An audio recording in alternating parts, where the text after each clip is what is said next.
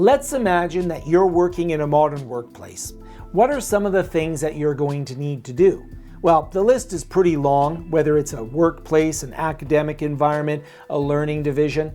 But one thing that I bet you're hearing a lot of is that you need to use data, you need to automate, and you need to use AI. These are very common things that are being used to become more productive. And in this video, I'm going to show you how I can use some of the most popular tools which won't run on my Mac, but I can still use them on my Mac. Hello everybody, my name is Frank, and if you're new to the channel, welcome. On this channel we talk about how we can use technology to learn and teach and be more productive. And if you're returning, welcome back. I'm glad that you've come back for another video. In this video, what we're going to look at is we're going to look at a challenge that we have if we're a Mac user. I love my Mac. I use a Mac all the time. In this case, I'm using a Mac Mini M1, and I do have a Mac Mini M4, which should arrive any day. I'm super excited because of the power of that computer.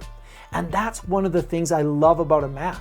There's a lot of cool things we can do on a Mac, and there's a lot of power behind the chips and the hardware of a Mac. The challenge, however, though, is that there are some applications that are really useful that just don't run on a Mac. For example, if I have something like Microsoft Excel, I can run a version of Microsoft Excel on the Mac, but when I start doing data analytics with Excel, some features are not available on the Mac version. I need the full version, the Windows version. Another application is Microsoft PowerBI. Microsoft PowerBI is a great application for generating data-driven reports and doing data analytics and building data dashboards. Unfortunately, it doesn't run directly on a Mac. I need a Windows system for that. Same with something called Microsoft Power Automate or Zapier. Things like, well, there's a number of different tools that are very useful for automation, for data analysis, for AI work that just don't run on a Mac. Fortunately, we have a way around this, and that's what I'm going to show you in this video. And I'll even be able to provide you with a special offer at the end of the video because of a discount that I can get for you. So very cool. Stick around for the discount if you're interested in getting the software that I'm using here. It's called Parallels for Mac. And it is an application that allows me to create a virtual machine. I'll link to some videos here, either down in the description below or at the end of this video, where I show you how to set up a virtual machine in Parallels. What I want to focus on in this video is a little bit more of how I set up a virtual machine for doing data analytics and automation. So let's take a look at Parallels. Let me show you some of the things that I can do and some of the things that I can only do if I'm using Parallels. So here I am in my Parallels virtual machine, and I'm going to open up, first of all, SQL Server Management Studio. Now, this is something that will not run in a Mac environment, but it's used a lot to connect up to databases. In my case, I'll connect up to an Azure database, which I could do on a Mac using Azure Data Studio, but here I'm going to log into the SQL Server database using SQL Server Management Studio.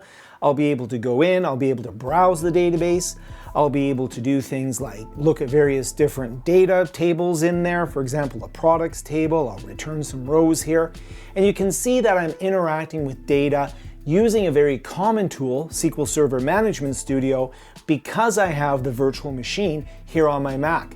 So I can go in, explore data, see what's happening. It's not the only tool. So let's say I wanted a local database. Well, another program that can't run on a Mac directly is Microsoft Access. It's part of the Office suite. But here I could run a Microsoft Access database on my Parallels virtual machine, lots of different templates. I could also run Excel. Now you might be thinking you can run Excel on a Mac directly because it is available, but when I go into Excel, there are a few features that are not available on the Mac version. Most specifically, I can't add any add-ons, specifically add-ons that require the operating system, Windows, to be there. Things like analysis add-ons and certain add-ons that are really important for different data analysis.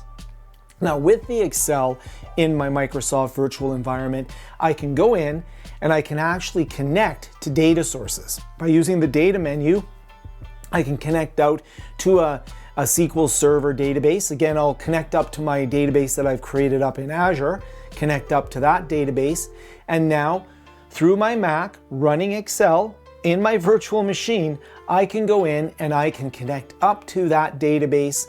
I can start looking at different tables on that database. I can import that into my Excel environment, and I get something that's very, very important. So let's hook up to that database up in Azure, put in my credentials, and then when I connect to that database, we'll see the familiar database that we just saw with SQL Server Management Studio. So I'll see the same database, I'll connect into there.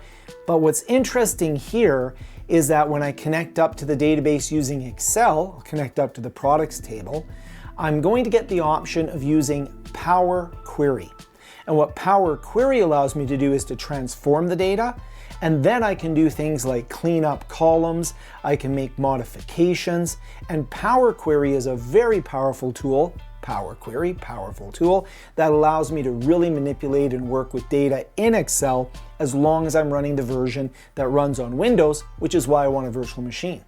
Now, of course, for data, Power BI is a hugely popular tool. It's one that a lot of people need to know how to use because it's used for creating dashboards and reports and all sorts of different type of data analysis, visualizations, and modeling. So when I go in, it's the same thing. I can connect up to multiple sources. I'm running the desktop version of Power BI, which is again only available for the Windows operating system, again, which is why I want to have the Parallels virtual machine. So I'll go in and I'll connect up to that database again. And if you're starting to get interested in the Parallels virtual machine, I'll put a link down below for a special discount that we have on Parallels that they've given to me. So you'll be able to use that to get a discount. So I'm going to connect up again to that Azure SQL Server running on Azure in the cloud on the desktop version of Power BI running on my virtual machine. And now again, I'll get the same database, of course. I'll be able to go into the products table. You can see I can preview it. And now through Power BI, I can transform the data. Again, this will bring up the Power Query window, allowing me to edit and modify columns and such.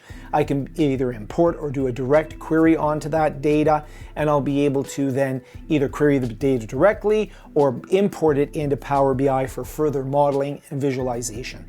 Now, it's not the only thing that I could do with a virtual machine. There's quite a few things, but a huge thing is automation. So Power Automate has the ability for me to download a desktop version of Power Automate to automate different procedures and applications. The other automation tool we can use is Zapier is quite popular. Again, that needs to run in a Windows environment. But you can see that with Power Automate, I have a whole bunch of different example workflows that I can work with. If I go in, I can create, for example, different types of workflows around Excel. So I can do things like create automatic data imports. I can do things like generate automatic spreadsheets from certain fields or certain data sources that I might have.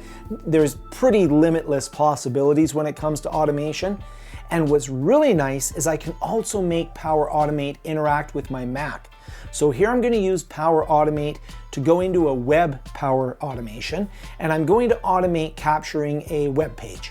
So let's say I want to capture a web page, and let's say that web page is a longer web page. I need to scroll through it, but I want to capture the entire web page.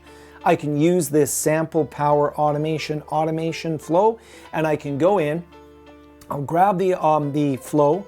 It'll bring in the sample flow with all of the steps, and there are some tutorials on the Power Automate site here that'll walk me through how to create custom automations, but I'm going to go in and use the sample one that's provided. So I'm going to choose a screen capture sample automation.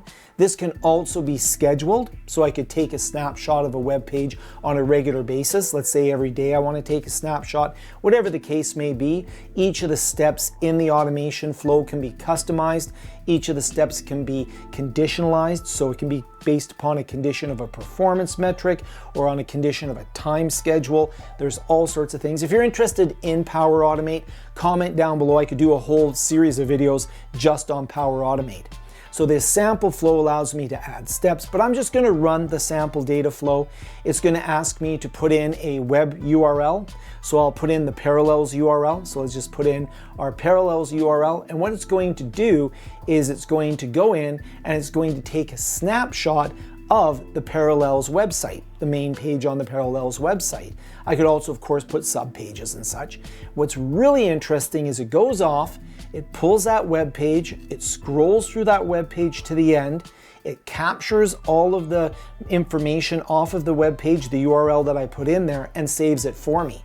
And then, now that it is saved, because I'm running a virtual machine, I can actually go in and open up that file in a number of different applications, including applications running on my Mac. So a great example is I could use Preview to go in, and when I use Preview, it's going to open up that file that I've just downloaded using the Power Automation script, and you'll see that, I'll have to give it permission, you'll see that I can go in and run that preview, and now I've got a preview of that web page. It's a super powerful system to have a virtual machine that I can use on my Mac.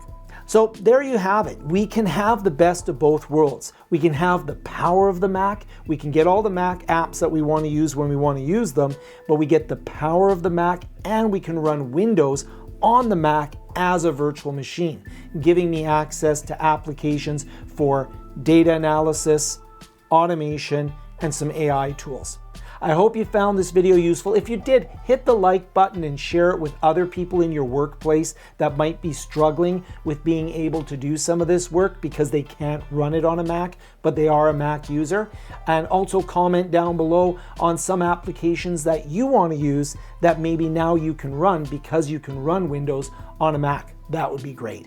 I'll put some discount codes down below as well, so there'll always be a discount there, and we'll see you in the next video. Thank you so much for watching.